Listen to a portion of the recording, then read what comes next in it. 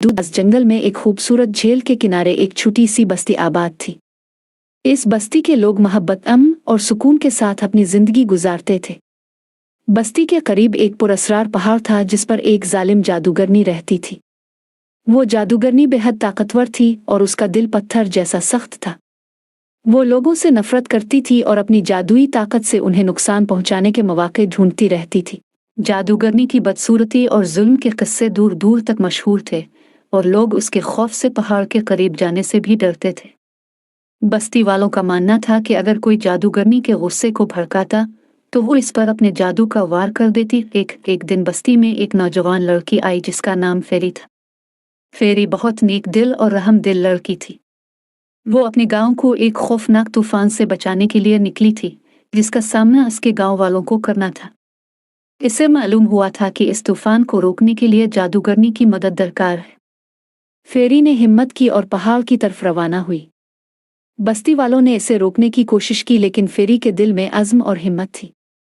वो पहाड़ पर चढ़ गई और जादूगरनी की गार तक पहुंच गई। जब जादूगरनी ने फेरी को देखा तो इसने एक जोरदार कहकहा लगाया और कहा, कौन है जो मेरी गार में आने की जुर्रत कर रहा है? क्या तुम्हें मालूम नहीं कि मैं कितनी जालिम हूँ? फेरी ने बगैर किसी खौफ के कहा, मैं जानती हूँ कि आप कितनी ताकतवर हैं और मैं आपसे मदद मांगने आई हूँ। मेरे गांव को एक तूफान ने घेर लिया है और सिर्फ आप ही इसे रोक सकती हैं। जादूगरनी ने हैरान होकर फेरी की तरफ देखा। इतने बरसों में किसी ने भी इससे मदद मांगने की जुर्रत नहीं की थी। फेरी की मासूमियत और उसके दिल की सच्चाई ने जादूगरनी को हैरान कर दिया। कुछ लम्हों के लिए जादूगरनी सोच में पड़ गई। फिर इसने कहा, मैं तुम्हारे गांव को तूफान से बचा सकती हूँ लेकिन इसके बदले में तुम्हें अपनी जिंदगी कुर्बान करनी होगी। फेरी ने कुछ देर के लिए सोचा, फिर इसने कहा, अगर मेरी कुर्बानी से मेरे गांव के लोग बच सकते हैं तो मैं अपनी जान देने के लिए तैयार हूँ। फेरी की कुर्बानी और उसके दिल की सच्चाई ने जादूगरनी के दिल को नरम कर दिया। इसकी आंखों में आंसू आ गए और इसका दिल पिघलने लगा।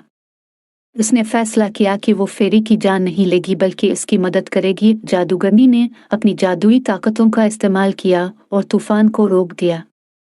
इसके बाद उसने फेरी से कहा, तुम्हारी हिम्मत और कुर्बानी ने मेरे दिल को बदल दिया है। अब मैं लोगों को नुकसान नहीं पहुंचाऊंगी बल्कि उनकी मदद करूंगी। फेरी ने जादूगरनी का शुक्रिया अदा किया और वापस अपने गांव चली गई।